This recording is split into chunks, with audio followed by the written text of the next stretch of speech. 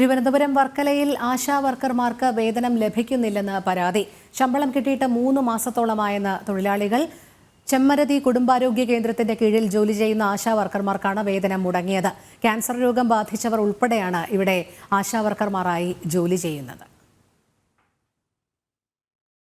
വർക്കല ചെമ്മരുതി ഗ്രാമപഞ്ചായത്തിലെ 32ലധികം വരുന്ന ആശാ വർക്കർമാരാണ് വേതനം കിട്ടാതെ ബുദ്ധിമുട്ടുന്നത്. കഴിഞ്ഞ 3 മാസത്തോളമായി വേതനം ലഭിക്കുന്നില്ലെന്നാണ് പരാതി.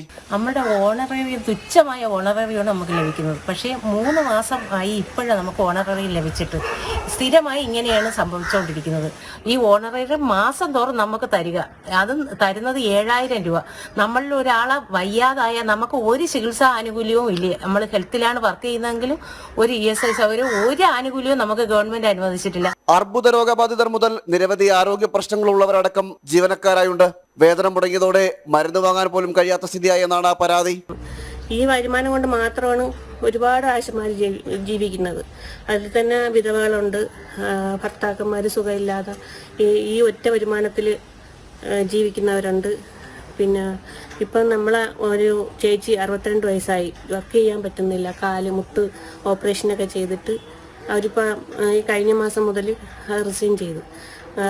ഒരു 10 പൈസ ഇല്ലാതെ വെറും കൈയോടെയാണ് ഇറങ്ങിപ്പോയത്. ഇനി മരുന്നിനും ഒക്കെ അവർക്ക് ഒരുപാട് ബുദ്ധിമുട്ടേണ്ടി വരും. കുടുംബാരോഗ്യ കേന്ദ്രത്തിന്റെ കീഴിൽ കഴിഞ്ഞ 16 വർഷമായി ജോലി ചെയ്യുന്ന ജീവനക്കാർക്കാണ് വേതനം ലഭിക്കാത്തത്. മുടങ്ങിയ വേതനത്തിന്റെ കുടിശ്ശിക പോലും തരുന്നില്ലെന്നും ജീവനക്കാർ പരാതിപ്പെടുന്നു. ഈ ജോലിയിൽ തുടരുന്നത് കാരണം മറ്റു ജോലിക്ക് പോകാൻ കഴിയാത്ത സ്ഥിതിയാണെന്നും ജീവനക്കാരുടെ പരാതിയുണ്ട്. ജനം, തിരുവനന്തപുരം.